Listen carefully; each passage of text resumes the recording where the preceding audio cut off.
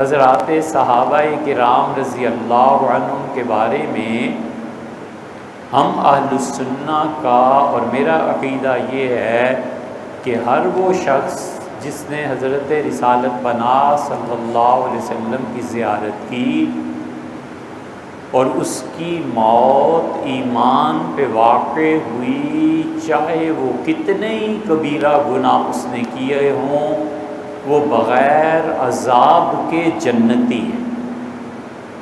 چھٹی حضور صلی اللہ علیہ وسلم کی حالت ایمان میں زیارت کرنا یہ اتنی بڑی نیکی ہے کہ دنیا کی کوئی نیکی اس کے ہم پلہ نہیں ہے۔ عشرہ مبشرہ جنتی تھے تو رسول اللہ صلی اللہ علیہ وسلم کی بیویاں بھی جنتی تھیں، بدری جنتی تھے تو احد والے بھی جنتی تھے۔ جس نے حالت ایمان میں رسول اللہ صلی اللہ علیہ وسلم کو دیکھا ہے یا آپ کی نگاہ اس پہ پڑ گئی ہے، وہ نابینا ہے، نہیں دیکھ سکتا تھا نا، آپ کی نگاہ اس پہ حالت ایمان پہ پڑ گئی ہے، وہ جنتی ہے، بخشا گیا، کوئی جہنم کا عذاب اس کے لیے نہیں، اگرچہ اس نے بڑے سے بڑا گناہ کیا۔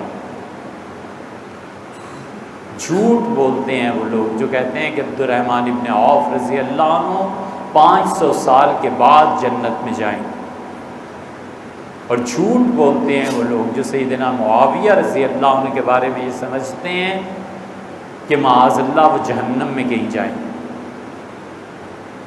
ہم بری ہیں، بیزار ہیں اس عقیدے سے۔